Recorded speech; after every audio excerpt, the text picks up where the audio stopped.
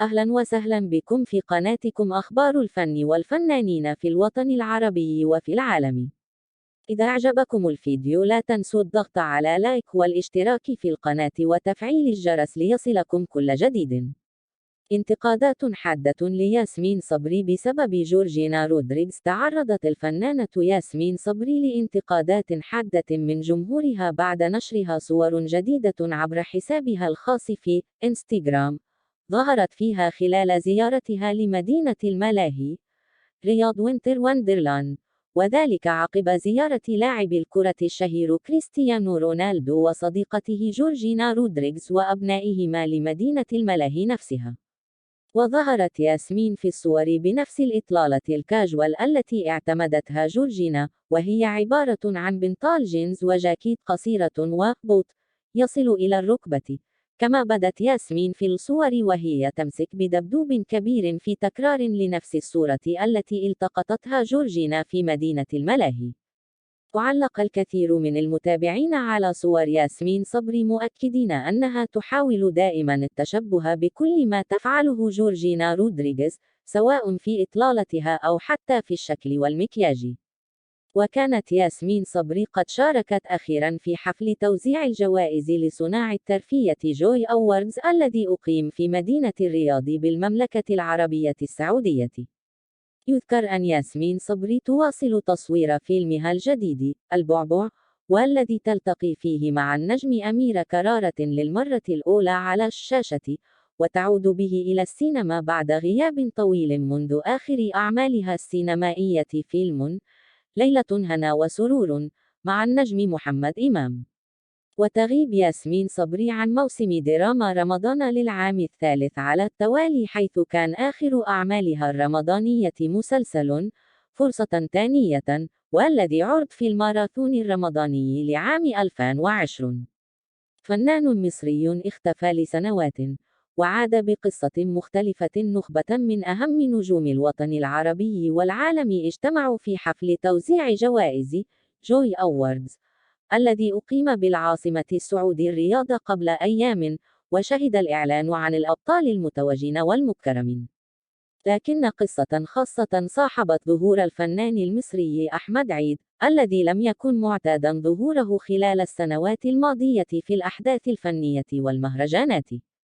بعيد عن السينما منذ فترة، كما أنه بعيد عن السينما منذ 4 سنوات، ولا يظهر في الدراما بشكل متتال، رغم افتقاد الجمهور إليه وإلى نوعية الكوميديا التي يقدمها في أعماله. لذلك كان لظهوره في جوي أوردز تفاعل كبير من قبل الجمهور، الأمر الذي ساهم فيه تصريح ذكره خلال تواجده بالحفل، لكن البعض حاول تحريفه واستخدامه في أغراض أخرى، حيث عبر عن كونه متفاجئا لتوجيه الدعوة إليه من أجل حضور الحفل، خاصة أنه غير متواجد على الساحة منذ فترة، ولكنه أمر جميل أن يتذكره القائمون على الحفل.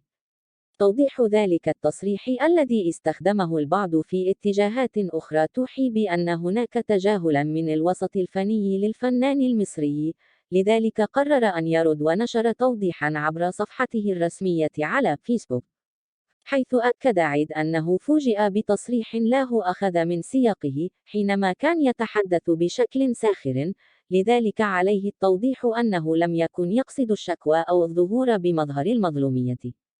تحريف كلامه، وأشار إلى أنه يتلقى الكثير من عروض العمل، لكنه يرفضها ويقبل فقط بالعروض التي يراها مناسبة له وتحترم جمهوره، خاصة أن العمل من عدمه لا يشكل فارقا بالنسبة إليه.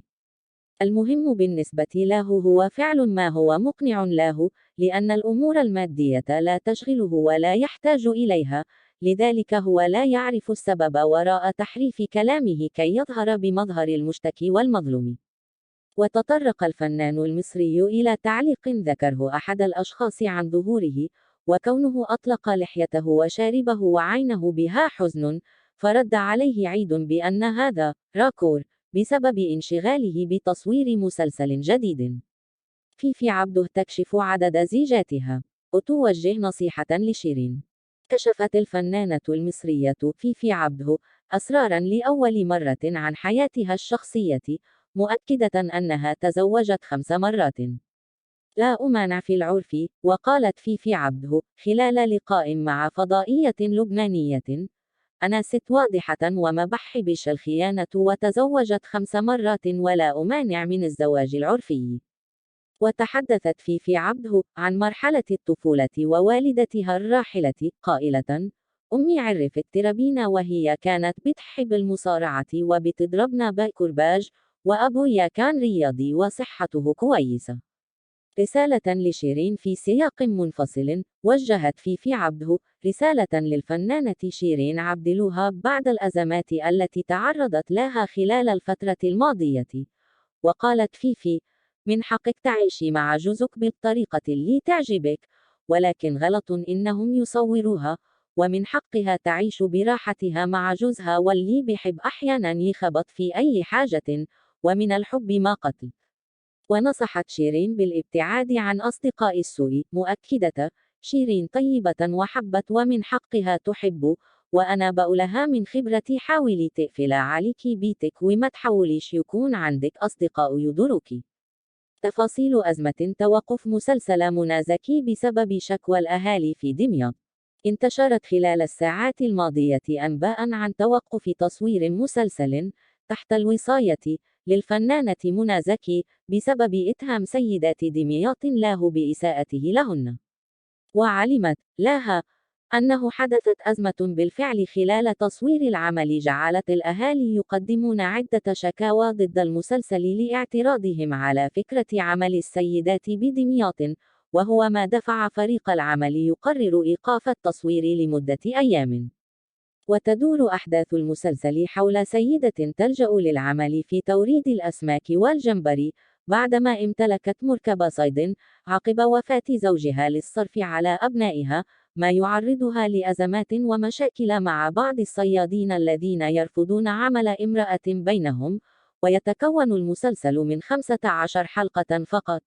وكانت منى زكي قد توقفت عن التصوير فترة بسبب إصابتها بالإنفلونزا، واستكملت التصوير مرة أخرى عقب شفائها.